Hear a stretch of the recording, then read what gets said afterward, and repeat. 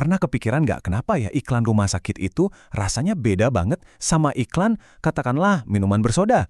Nah, hari ini kita akan kupas tuntas dunia pemasaran layanan kesehatan yang ternyata jauh lebih kompleks dari yang kita bayangkan. Oke, kita mulai dari perbedaannya dulu ya. Coba bayangin menjual sebuah produk, misalnya sepatu. Prosesnya kan simpel. Ada pembeli, ada penjual, terjadi transaksi, selesai. Tapi kalau kita bicara layanan kesehatan, wah, ini ceritanya sama sekali beda. Ini bukan produk yang bisa kita pegang, tapi sebuah jasa yang rumit. Pengambil keputusannya pun bukan cuma satu orang. Ada dokter, ada asuransi, ada keluarga. Dan tujuannya bukan sekedar transaksi, tapi hasil akhir yang jauh lebih penting, kesehatan kita semua. Inilah yang membawa kita ke bagian pertama pembahasan kita.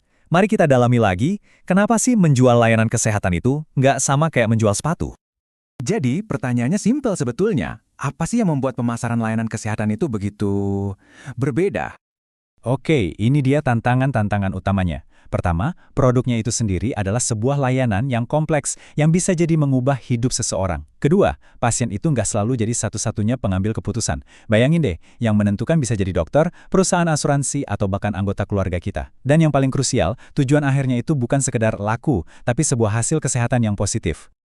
Nah, dengan semua tantangan unik ini, muncullah sebuah pergeseran besar. Ada satu kekuatan yang mengubah segalanya, yaitu internet. Era digital ini benar-benar telah mengubah cara pasien dalam mencari bantuan kesehatan. Coba deh renungkan sejenak.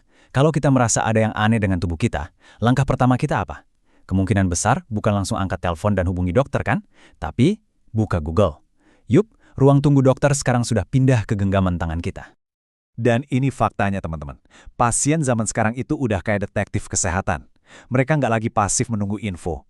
Mereka aktif mencari, membandingkan rumah sakit, membaca ulasan dokter, jauh sebelum mereka memutuskan untuk membuat janji temu.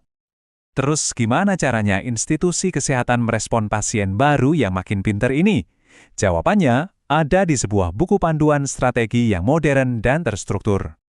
Ini tuh kayak membangun rumah. Nggak bisa dong kita langsung pasang atap, kita butuh fondasi yang kokoh. Langkah pertama, analisis pasar.